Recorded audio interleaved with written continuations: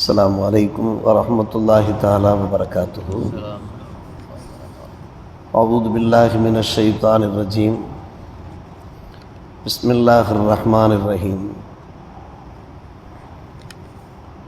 والأرض مددناها وألقينا فيها رواسي وأنبتنا فيها من كل شيء موزون. آمنا بالله صدق الله مولانا العلي العظيم.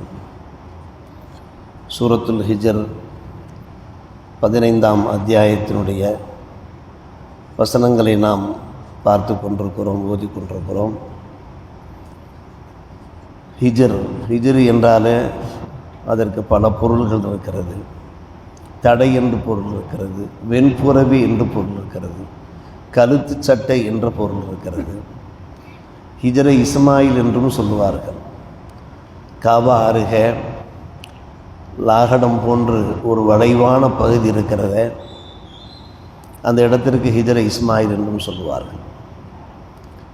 இந்த சூரால் ஹிஜர், இந்த ஹிஜருக்கு என்ன பொருள் என்றால் கல்லால் கட்டப்பட்ட வீடுகள் என்பது பொருளாகும். இந்த ஹிஜ்ரு சம்பந்தப்பட்ட அந்த கருத்து தான் இன்றைய வசனங்களிலே இடம்பெறுகிறது. வலக்கது கத்தப அஸ்ஹாபுல் ஹிஜ்ரில் முர்சலீன் வ ஆத்தைனாஹும் ஆயாத்தினா ஃபகானு அன்ஹா மூரிதீன். அந்த ஹிஜ்ருவாசிகள் ரசூல்மார்களை பொய்யாக்கினார்கள், நாம் அவர்களுக்கு அத்தாட்சிகளை வழங்கினோம், அதை அவர்கள் புறக்கணிப்பவர்களாக இருந்தார்கள். வகானு என்ஹித்தூன மினல் ஜிபாலி புயூத்தன் ஆமினின், அவர்கள் மலைகளை குடைந்து நிம்மதி பெற்றவர்களாக வீடுகளை ஆக்கி கொண்டார்கள். ஃபாகதத்து முசைஹத்து முசபியின், அதிகாலை பொழுதிலே பயங்கர சப்தம் அவர்களை பிடித்தது. மா அகனா அன்ஹும் மாகானு எக்ஸிபுன், அவர்கள் சம்பாதித்த எந்த ஒன்றும் அவர்களுக்கு எந்த ஒரு பிரயோஜனத்தையும் தரவில்லை என்று அல்லாஹ் ரப்பல் ஆலமீன் கூறுகிறார். இந்த வசனத்திலே காணப்படுகின்ற அந்த ஹிஜ்ர் என்ற வார்த்தையை மையமாக வைத்துத்தான் இந்த சூராவுக்கு சூரத்துல் ஹிஜ்ர் என்று பெயரானது. சமூத் கூட்டத்தை பற்றி அல்லாஹ் ரப்பல் ஆலமீன் இந்த வசனத்தின் வாயிலாக நமக்கு எடுத்துரைக்கிறான். அவர்களுக்கு சாலிஹ் அலைஹிஸ்ஸலாத்து வஸ்ஸலாம் அவர்கள் இறை தூதராக வந்தார்கள், ஏகத்துவத்தை போதித்தார்கள், நிராகரித்தார்கள் நம் மக்கள். பல்வேறுபட்ட அத்தாட்சிகள், அற்புதங்களை காண்பித்தார்கள், அதையும் அவர்கள் உதாசீனப்படுத்தினார்கள். இந்த விளைவு என்ன ஆனது? அவர்கள் மிகப்பெரிய சோதனைக்கு ஆளாக்கப்பட்டார்கள். ஹிஜ்ருவாசிகள் நாம் பல முறை கேள்விப்பட்டிருக்கிறோம். ஹிஜ்ருவாசிகள் எப்படி வாழ்ந்தார்கள் என்று கேட்டால், மலைகளை பிளந்து உள்ளே இருக்கக்கூடிய அந்த பாறைகளை குடைந்து, வகானு என்ஹித்தூன் என்றால் அதுதான் அதற்கான விளக்கம், நஹ்த், குடைந்து அவர்கள் மிக வலிமை மிக்கவர்களாக, பலம் மிக்கவர்களாக, நம்மளாலும் அது சாதாரணமாக முடியாது, வலிமை மிக்கவர்களாக இருந்த காரணத்தினாலே மலைகளிலேயே, அதில் இருக்கக்கூடிய அந்த பாறைகளிலேயே வீடுகளை உண்டாக்கி மிக சந்தோஷமாக வாழ்ந்து கொண்டிருந்தார்கள். மட்டுமல்ல, அதில் கோபுரங்களை உண்டாக்கினார்கள், கற்கோட்டைகளை உண்டாக்கினார்கள், மாளிகைகளை உண்டாக்கினார்கள். இப்படி வாழ்ந்து கொண்டிருந்தார்கள், சுகபோகமாக வாழ்ந்து கொண்டிருந்தார்கள். அவர்களுக்கு சாலிஹ் அலைஹிஸ்ஸலாம் அவர்கள் இறை தூதராக வருகிறார்கள், தாவத்து பிரச்சாரம் செய்கிறார்கள், எல்லாவற்றையும் புறக்கணிக்கிறார்கள். ஏதாவது ஒரு அற்புதத்தை காட்டும், பார்ப்போம் என்று கேட்கிறார்கள். ஒரு அற்புதத்தை காண்பிக்கிறார்கள். ஒரு பாறை வெடிக்கிறது, அந்த பாறையிலிருந்து ஒரு ஒட்டகை வெளியே வருகிறது. அந்த ஒட்டகை இருக்கிறதே, அது உடனடியாக ஒரு குட்டியை போடுகிறது. அந்த ஒட்டகை மூலமாக அந்த ஊர் மக்கள் அன்றாடம் தேவைப்படுகின்ற அளவுக்கு பால் கறந்து கொள்கிறார்கள். ஒரு பாறை வெடித்து அதிலிருந்து ஒரு ஒட்டகை வெளிப்படுகிறது என்றால் அது ஒரு மிகப்பெரிய அற்புதம் அல்லவா? அப்போதாவது அந்த சமூக கூட்டத்தினர் இஸ்லாத்தை ஏற்றிருக்க வேண்டுமே, தாவத்தை ஏற்றிருக்க வேண்டுமே. அதை கொன்று விட்டார்கள். இப்போ கதபூ ஃபஅகரூஹா வஷம்சி வதுஹாஹாவிலே கதபத்து சமூதுபி தகுவா இதிம்பாஸ் அஷ்காஹா என்று ஆரம்பிக்கின்ற அந்த வசனத்தினுடைய தொடர்ச்சியிலே இப்போ கதபூ ஃபஅகரூஹா என்ன செய்தார்கள்? அந்த நபியை பொய்யாக்கினார்கள். அறுக்கக்கூடாது, அந்த ஒட்டகையை அறுக்கக்கூடாது, புசிக்கக்கூடாது என்று தடுக்கப்பட்டும் கூட என்ன செய்தார்கள்? அதை அறுத்து புசித்தார்கள். இதன் காரணமாக விளைவு என்ன ஆனது?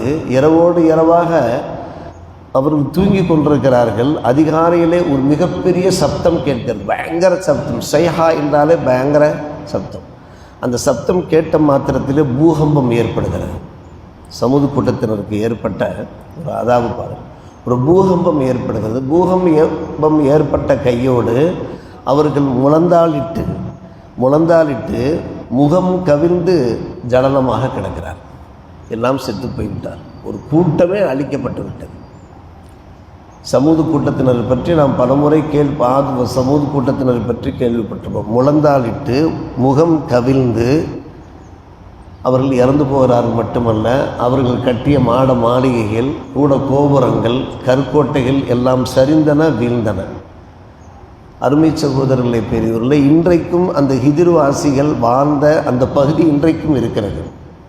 பெருமானார் ரசூலுல்லாஹி ஸல்லல்லாஹு அலைஹி வஸல்லம் காலகட்டத்தில் அந்த தபூக் போர் என்று ஒரு போர் நடைபெற்றது.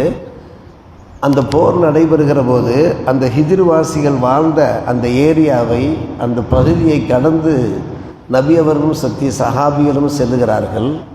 அந்த நேரத்தில் எந்த இடத்திலே வைத்து அந்த ஹிஜ்ர்வாசிகள் அழிக்கப்பட்டார்களோ அந்த இடத்துல சஹாபிகள் என்ன செய்து கொண்டிருந்தார்கள், அங்கே ஒரு கிணறு, அதில் தண்ணீர் எடுத்தார்கள், மாவு பிசைந்து ரொட்டி சுட்டு சாப்பிடுவதற்காக வேண்டி முயற்சிக்கிற போது பெருமானார் ரசூலுல்லாஹி ஸல்லல்லாஹு அலைஹி வஸல்லம் அவர்கள் பார்த்து விட்டார்கள்.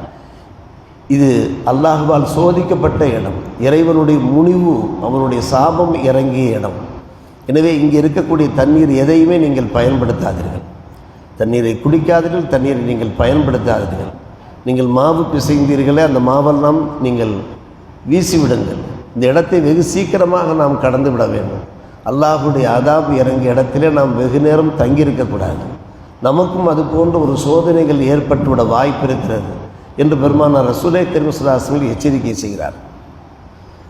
புகாரி ஷரீஃபில் வருகிறது, இது போன்ற இடங்களை நீங்கள் கடந்து சென்றீர்கள் என்றால் வெகு சீக்கிரமாக நீங்கள் கடந்து சென்று விடுங்கள் என்று சொன்னார்கள்.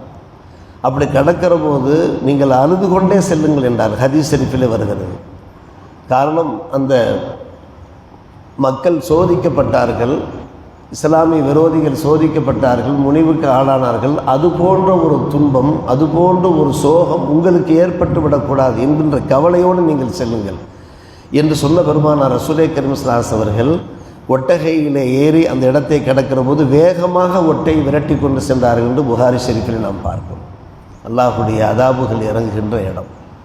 இதெல்லாம் உண்மை அன்பான பெருமக்களே. இப்போது நாம் அந்த பாறையை பிளந்து கொண்டு ஒரு ஒட்டகை, சுனை ஒட்டகம் வெளியே வந்து குட்டி போட்டதுன்னு நாம் சொன்னோமே, அதெல்லாம் குர்ஆன் ஷரீஃபிலே காணப்படுகின்ற உண்மை நிகழ்ச்சி. அந்த சமூக கூட்டத்தினருக்கு அல்லாஹ் ரப்புல் ஆலமீன் காண்பித்த அந்த அற்புதம். ஆனால் அந்த அற்புதத்தை பொய்யாக்கி விட்டார்கள். இந்த ஆயத்துக்களை வைத்து அறிஞர் பெருமக்கள், ஃபுகாஹாக்கள் நிறைய சட்டத்திட்டங்களை நமக்கு வெளிப்படுத்தியிருக்கிறார்கள். எங்கெல்லாம் கல்லறைகள் இருக்கிறதோ அந்த இடத்துல எல்லாம் நாம் இருக்கக்கூடாது. குஃபார்களுடைய கல்லறைகள் இருக்கக்கூடிய அல்லது கல்லறை மண்டபங்கள் என்று சொல்வார்கள் அல்லவா, அந்த இடங்களிலே நாம் அதிக நேரம் இருக்கக்கூடாது. மட்டுமல்ல, அங்கே தொழுவதை தவிர்த்து கொள்ள வேண்டும். அந்த கல்லறைகள் அருகே நாம் தொழுவதை தவிர்த்து கொள்ள வேண்டும்.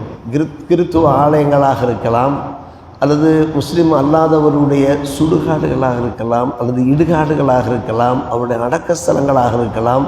அபூ ஹனீஃபா ரஹ்மத்துல்லாஹி அலைஹி அவர்கள் சொல்கிறார்கள், அங்கெல்லாம் நீங்கள் தொழுகையை தவிர்த்து கொள்ளுங்கள், அங்கு நீங்கள் தொழ வேண்டாம் என்று சொல்கிறார்கள்.